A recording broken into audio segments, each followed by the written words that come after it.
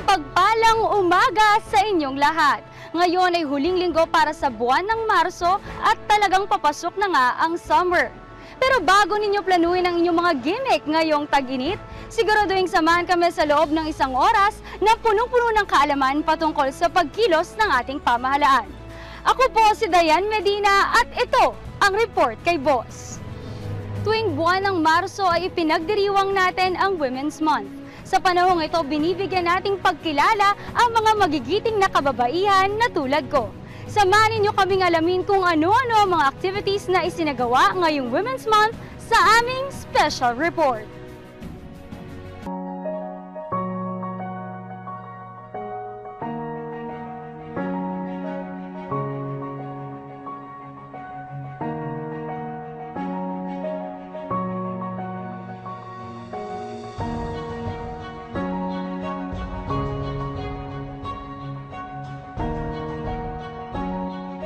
Kumpara sa mga kababaihan sa ibang bansa, pantay na tinatamasan ng mga Pilipina ang kalayaan at karapatan tulad ng sa mga kalalakihan. Nakakapagpatakbo na sila ng negosyo, nagsisilbi bilang kawani o pinuno ng gobyerno, at naging ina ng bawat Pilipino. Habang inilalarawan ang mga kababaihan bilang takot at mahina, kakaibang tibay at lakas ang ipinamamalas ng mga Pilipina, tulad na lang sa mga pinagdaanan ng bansa noong nakaraang taon. Kaya naman, sa pangunguna ng Philippine Commission on Women, ngayong buwan ng Marso ipinagdiriwang ng buong bansa ang Women's Month, bilang pasasalamat at pagkilalang handog natin para sa mga nagsisilbing ilaw at haligi ng tahanan. This is the day, International Women's Day, is celebrated throughout the world. Kaya lang tayo nag-ambisyon nung kay Cory Aquino na ginawa naming Women's Month para buong Pilipinas ay i-celebrate ito ng isang buwan at para magpag-usapan ng kalagayan ng kababaihan. Sa naganap na kick-off activity, nagpulong ang mahigit 10,000 kababaihan mula sa mga academic institutions, national and local government at civil society organizations para mag-set ng record-breaking women's symbol formation bilang tanda ng pagkakaisa ng mga Pilipina tungo sa sama-samang pag-unlad ng sambayanan. Kung sa ibang bansa ipinagdiriwang ang International Women's Day, ang Pilipinas lang ang bukod tanging bansa na nagdaraos ng Women's Month. Tanda ng matinding pagpapahalaga ng mga Pilipino sa karapatan at pangangailangan ng mga kababaihan. Nakita namin in 1985 na ang tingin kasi sa trabahong bahay ay pambahay lang ang babae. Until we realized na siya pala ang nag-aalaga sa asawa at sa anak na nagtatrabaho. Siya ang nagsusupply ng human power sa mga private sector at sa government. Makatwid, maski ang isang babae ang ginagawa lamang, kung ganyan lang ang ginagawa niya, ay alagaan ng asawa at anak. She is part of the economy and it's called the care economy. Katunayan nga sa lumabas na Global Gender Gap Report 2013 ng World Economic Forum, panglima ang Pilipinas sa may pinakamataas na rating pagdating sa gender equality. Hindi naman din bago sa ilan na ang Pilipinas ngayon ang may fastest growing economy in Asia. Nasusukat ang pag-angat na ito hindi lang sa major economic reforms ng pamahalaang Aquino, kundi maging sa pantay na pagtrato ng mga kasarian sa trabaho, kalusugan, edukasyon at political empowerment. Base sa huling tala ng National Statistics Office, lamang ang mga kababaihan pagdating sa bilang ng kabuuang employment rate ng bansa. Kung tawid dagat naman ang pag-uusapan, hindi nagkakalayo ang bilang ng mga babaeng overseas employees sa mga kalalakihan. Pagdating naman sa edukasyon, mas marami ang bilang ng mga babaeng nakarating ng high school pataas kaysa sa mga lalaki. Patunay lamang ng lumiliit na gender gap sa isa sa mga pangunahing sektor ng bansa. Ayon sa nakararami, malaking tulong ang maidudulot sa bansa ng parehong pagtrato sa bawat kasarian. Shared participation ito, ika nga, kung saan magkaramay ang babae at lalaki sa pag-aaruga sa pamilya at pantay ang distribusyon ng gawain sa bahay at sa trabaho. Yung inclusive growth nga na sinasabi ni Presidente, it does not only come in the form of inclusiveness of the development between or among yung mga tao, from the poorest up to the richest in the Philippines, but inclusive meaning to say both men and women are part of that growth na sinasabi nga natin. So by 2016, we're also trying to see that men as well as women are given the chance also to prove themselves na kaya din nila in terms of the development of the Philippines. So, sharing of roles lang. Ang media ang nagsisilbing mata ng bayan sa galaw ng lipunan. Kaya mahigpit na ipinatutupad dito ang gender sensitivity sa mga materials na ipinapakita nila sa madla. Sa naganap na learning session on gender fair media ng PCW, na italakay dito na may kaukulang batas na pumoprotekta sa karapatan ng mga kababaihan sa lahat ng aspeto, lalo na sa mga sensitibong uri ng media. There's a difference now. As I've said, as compared to other countries, the rights of women here in the Philippines are being considered. That's the reason why we have the Magna Carta of Women, and it encapsulates all the rights of women, and lahat nandito para irespeto din natin yung kakayahan ng mga kababaihan natin. Magpasa hanggang ngayon naman, hindi pa rin tuluyan na nagbabago ang pagtingin ng media sa kababaihan.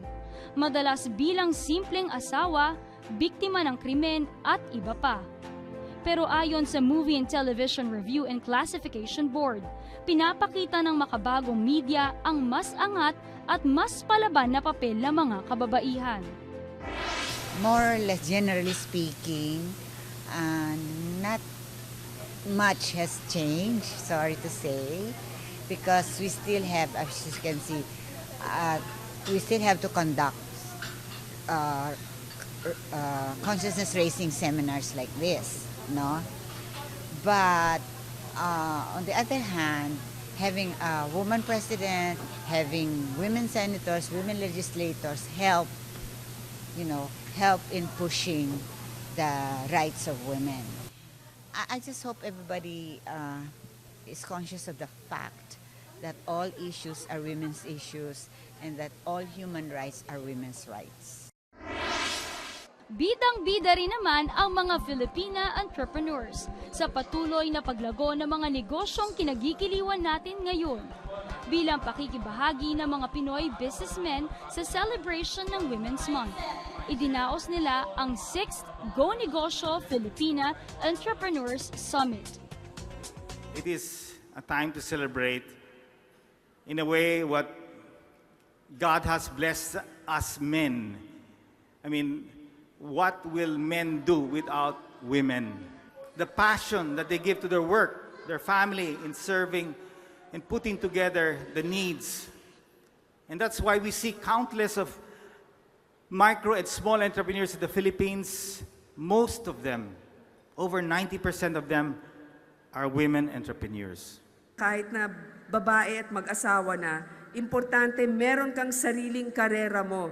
Dahil magiging boring ka sa asawa mo, kung una, wala kang ibang pinag-uusapan, kung hindi yung pang-araw-araw lang nakikita mo sa bahay mo, bagamat importante ang pagpapalaki sa mga anak, iba rin siyempre yung merong kapasidad na makatulong sa pangangailangan ng pamilya, sa kanilang pinansyal na pangangailangan araw-araw.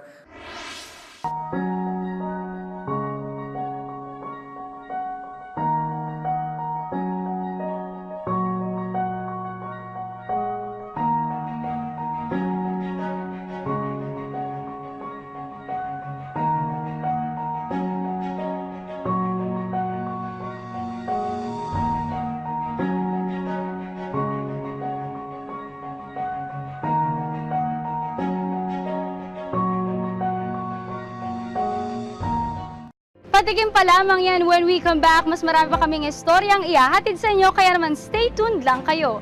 Magbabalik ang Report kay Boss.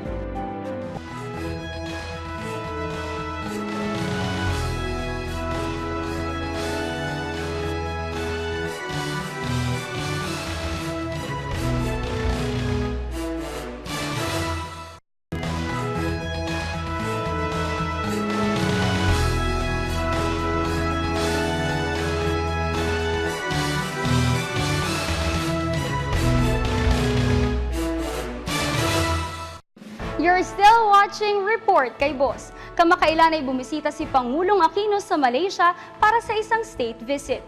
Ilan sa mga mahalagang kaganapan doon ay ang pakikipagpulong niya sa Hari ng Malaysia at kay Prime Minister Najib Razak. Panoorin natin ang buong detalye. Nakabalik na po tayo ngayon mula sa isang mabilis ngunit mabungang state visit sa Malaysia. At kahit nga po ganito madaling araw na tayong lumalapag, puno pa rin po ako ng sigla at galak na ibalita sa inyo ang uwi nating mabubuting balita mula sa ating pagbiyahe.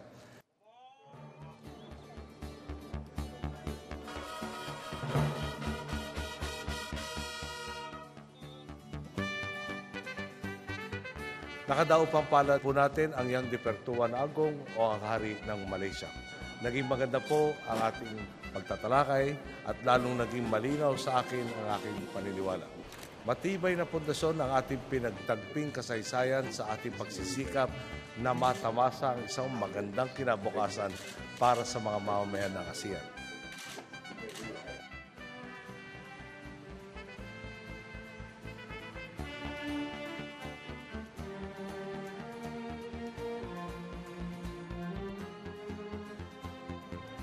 From the pursuit of our collective aspiration for a stronger, more prosperous ASEAN committed to advancing the rule of law, or in our work to strengthen the foundations of regional stability that leads to improved trade and investments between our two nations, or simply in the expansion of our people-to-people exchanges, the partnership between our nations is truly vibrant.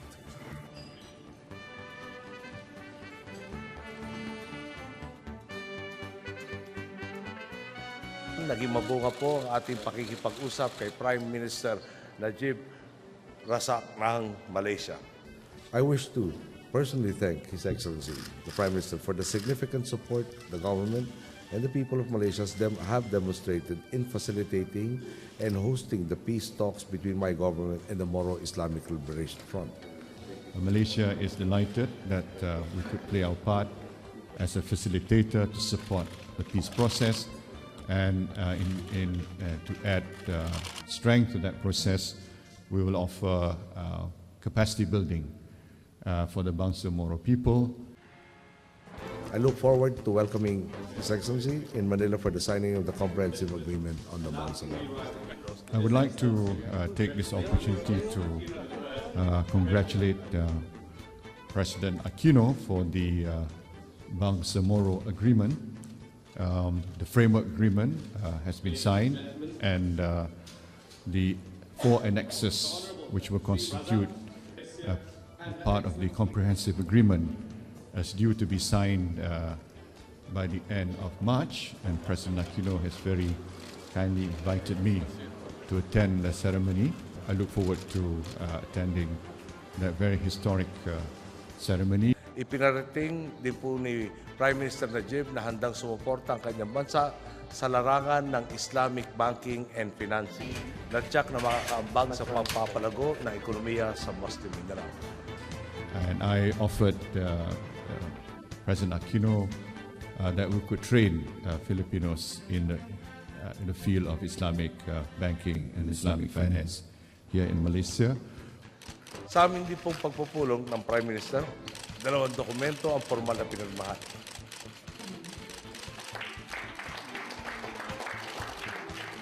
Dagdag dito, nagkasundo rin po ang ating 2 bansa na pagtibayin pa ang maganda ng kooperasyon sa usapin ng seguridad.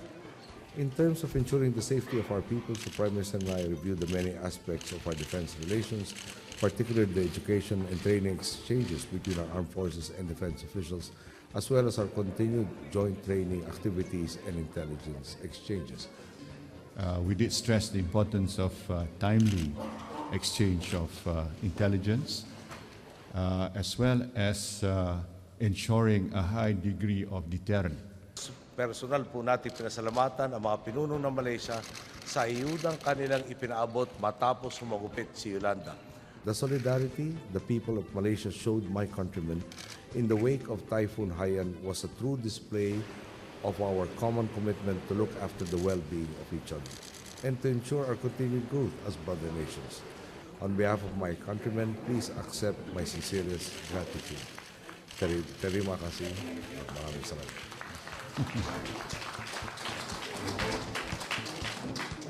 Siniksik din natin ang ating schedule ng mga pulong kasama ang mga negosyanteng Malaysian. Partikular po natin silang inimbitahan na mamuhunan sa Mindanao. Let me invite all of you to come and visit the Philippines. As potential investors, you have the option of exploring different sectors, from manufacturing to tourism to agriculture. Mindanao, for example, has land so fertile that a patch of it left unattended for even a short while becomes quickly overgrown. Now that lasting peace in that particular region has come within reach, perhaps investing this early in Mindanao is an opportunity that is presenting itself to all of us. I tell you, the Philippines is where your next success lies. Those who have already bet on our people and reaped the gains of their investment can attest to this. Companies like Maybank, Resorts World, and Alloy MTD.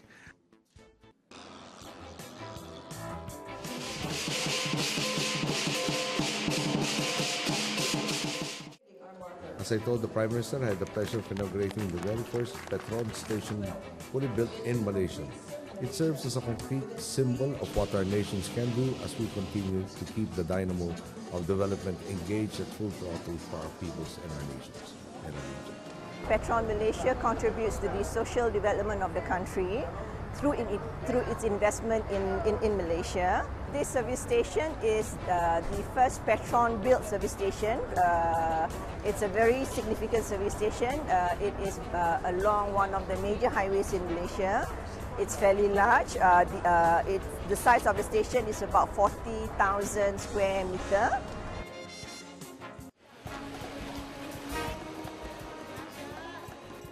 Sa unang paglapag lang po natin ng hotel ay mainit na tayong sinalubong ng ating Filipino community doon. Dito as the President of the Republic of the Philippines.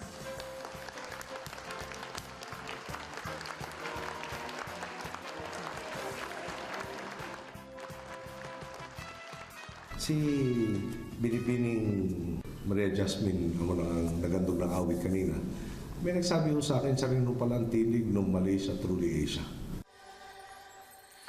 Share with me your mysteries deep in your heart of blue. Awe and wonder of serenity, beauty coming through. I feel the magic, I feel your life, it's flowing all around. This is where I wanna be, this is where I'm bound.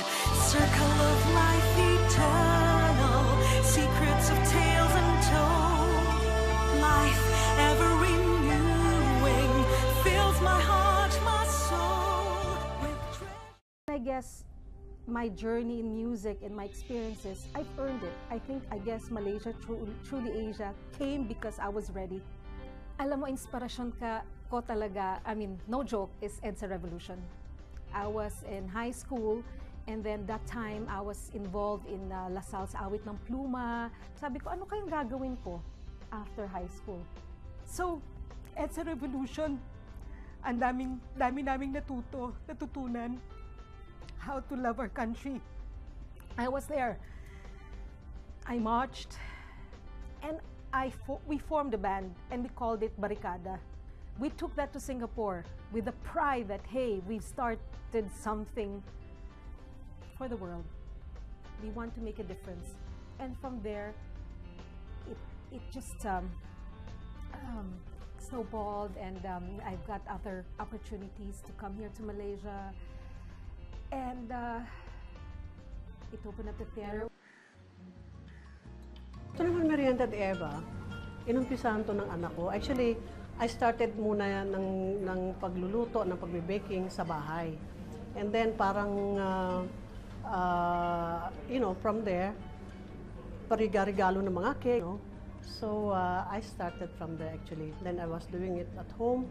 Tapos hanggang sa nag-start ako mag-supply din sa mga clubs. After a few years,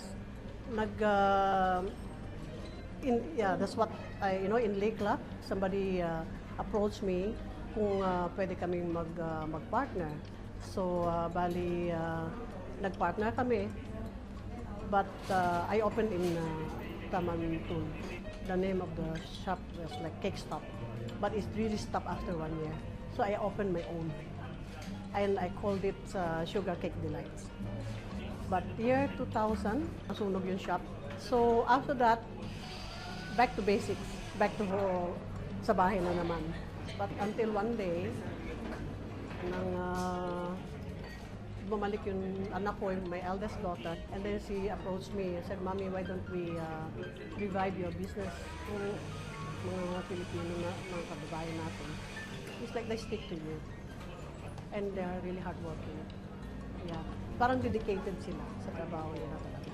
Mas gusto ko na yung Filipino talaga kasi napapagkatiwalaan ko.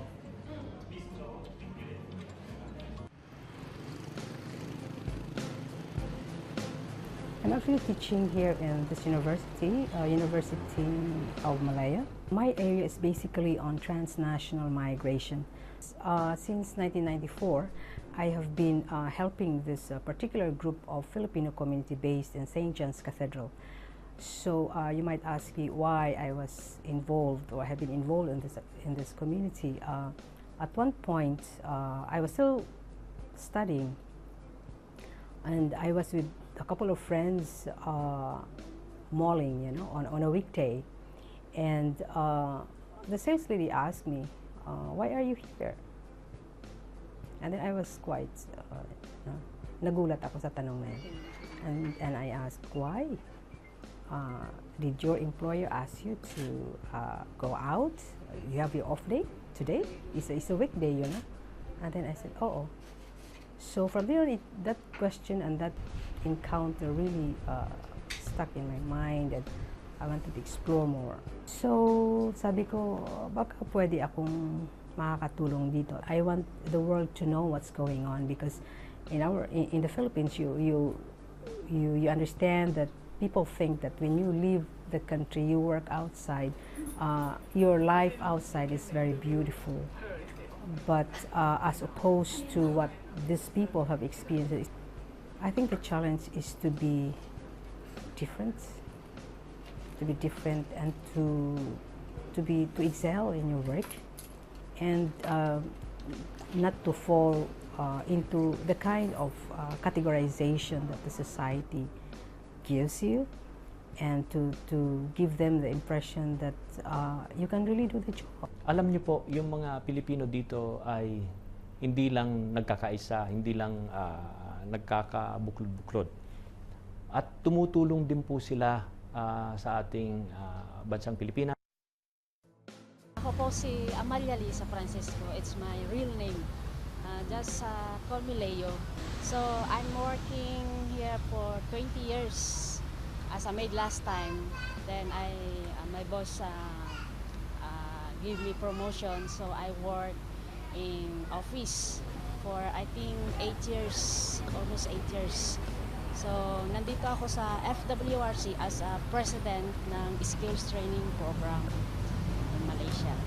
Sa courses, meron kaming 22 courses. So napakalaking tulong nitong ating FWRC, Filipino Workers Resource Center Skills Training Program sa ating mga kababayan dito sa Malaysia. Kasi po sa halip na sila ay pumunta kung saan-saan, meron tayong place na katulad nito.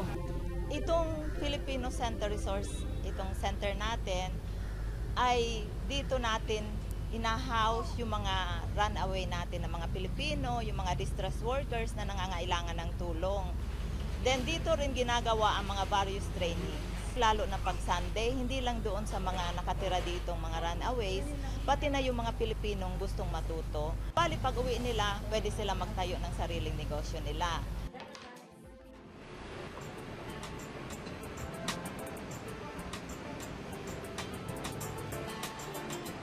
Aloft is one of the newest brands of Starwood, targeted at the next generation traveler.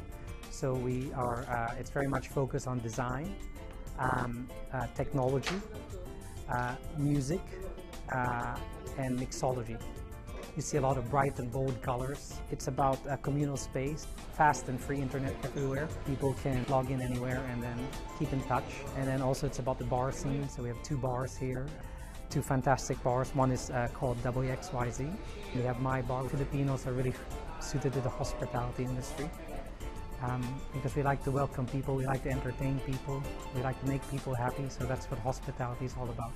Ang lalo pa pong nakakapabilib, isang grupo ng mga Pilipino sa Malaysia ang nag-ambagan para sa renovation ng ating embahada sa Kuala Lumpur. 11 milyong piso po ang nalikom nila at ipinagkaloob tungo sa proyektong pagpapagawa ng ating pong mga gusali doon. I started here in Malaysia since December of 1989, yes. But I'm not based here, so I used to fly in and out. Now, all these years, since 1989, I have been coming to the embassy because of some documentation and all that. And habang pupunta ako rito, nakikita ko yung embassy wasn't in a very good state. Now, all through that years, until I met Ambassador Malaya, I kept asking myself, arkitekto ko, pero anong magagawa ko para sa Pilipinas bilang isang arkitekto? So I told him, magtiwala ka lang, Ambassador, I will see what I can do. And he asked me, why are you doing this? I said, this is my window of opportunity para naman makakontribute ako sa Pilipinas. I think if you could view it now, it is definitely very presentable. A lot of people appreciate it. This is actually not on my own undertaking. I have been here for some years through my associates, yeah, and through contractors who were also, these are local people, yeah, who were willing to assist the embassy. Sa lawak ng Malaysia, napakarami po nilang mga asosasyon ng mga kapwa Pilipino. Pero sila na mismo ang nagkusang bumuo ng isang mother association na sasaklaw sa lahat. Ngayon pong nabisita na rin natin ang Malaysia, bawat isa sa ating mga kapatid na bansa sa ASEAN ay napuntahan na natin. At gaya nga po ng aking nabanggit sa press statement kasama ni Prime Minister Najib, marahil ngayon ay nakatunghay mula sa kalangitan ang mga ninuno ng ating lahi. Natutuwa na ang kanilang mga anak, magkaiba man ang mga bandinang tinitingala, ay tuloy pa rin sa pagkakapit-bisig at lalong tumitibay ang pakikipagkapwa at pakikipagtulungan. Tungo sa ating pong kolektibong mithin, isang kinabukasan mapayapa, hitik sa oportunidad at tumatamasa ng malawakang kaunlaran.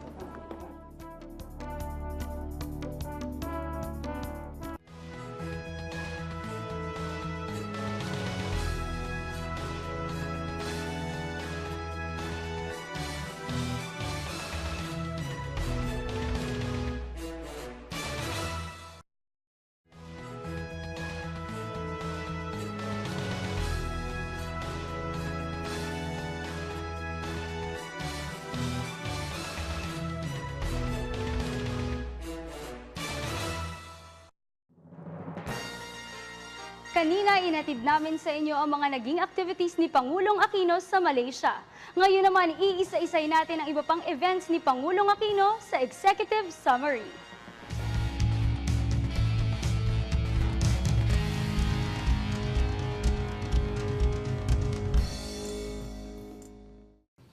Ilang araw matapos ang pagbisita ni Pangulong Aquino sa Malaysia, isinagawa ang panunumpa ng 49 na bagong opisyal ng Sandatahang Lakas. Kasama rito sina Philippine Army Commanding General Major General Hernando Iriberi at Presidential Security Group Chief Brigadier General Raul Ubando. Binigyang parangal ng Pangulong Aquino ang 14 na miyembro ng Presidential Security Group na nagpakita ng katangi-tanging dedikasyon sa kanilang hanay sa pagdiriwang ng ika-28 anibersaryo nito. Ngayong nagtitipon tayo para sa ika-28 anibersaryo ng PSG, ako na mismo ang maghahayag sa ngalan ng sambayan ng Pilipino, kinikilala at magtataas ng pangalan ng inyong hanay dahil sa wagas at di matatawaran ninyong serbisyo sa akin, sa kapwa at sa ating pong Manila. Saludo ko sa bawat isa sa inyo. Nanumpa naman ang mga bagong opisyal at Board of Trustees ng Kapisanan ng mga Broadcaster ng Pilipinas o KBP. Nanguna dito ang bagong KBP Chairman na si Ruperto Nicdao Jr., presidente ng Manila Broadcasting Company. Nakisalo ang Pangulo sa pagdiriwang ng Twin Milestone Achievement ng Jollibee Food Corporation dahil sa pagbukas ng kanilang ika-800 Jollibee Food Branch sa Malaybalay, Bukidnon at ang ika-100 food branch sa Jubail, Saudi Arabia. Tinungo naman ni Pangulong Aquino ang Cotabato City para magbigay pugay at magpasalamat sa bagong hirang na kardinal mula sa Mindanao, His Eminence Orlando Cardinal Quevedo, na kilala bilang Cardinal of Peace dahil sa pagiging malapit niya sa kapwa Muslim at Kristiyano. Nagsilbing panauhing pangdangal ang Pangulo sa pagdiriwang ng kanyang alma mater ng ika-40 anibersaryo ng Ateneo Professional Schools.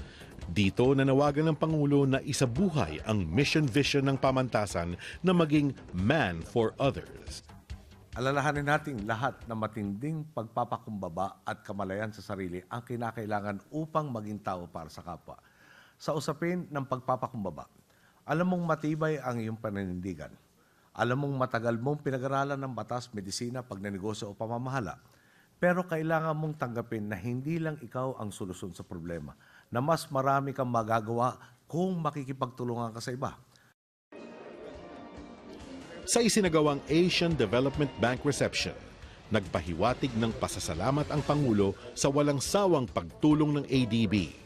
Hindi lamang noong panahon ng sakuna dulot ng Bagyong Yolanda, kundi maging sa mga pautang at tulong nito sa pamahalaan para mapondohan ang ilang infrastructure projects tulad ng kalsada, paliparan at power plants.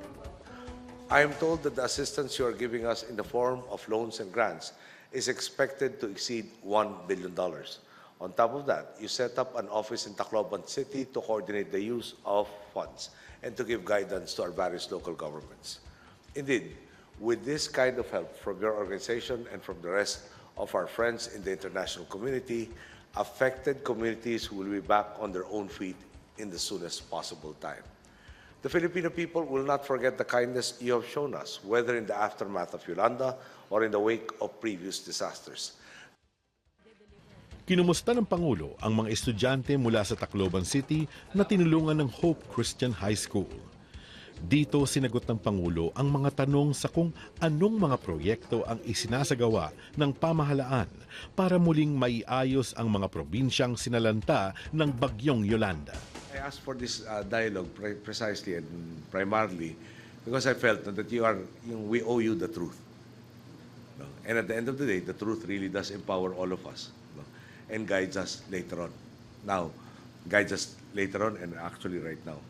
So, yung kanina na tense kayo na audacious questions and all of that, dapat hindi.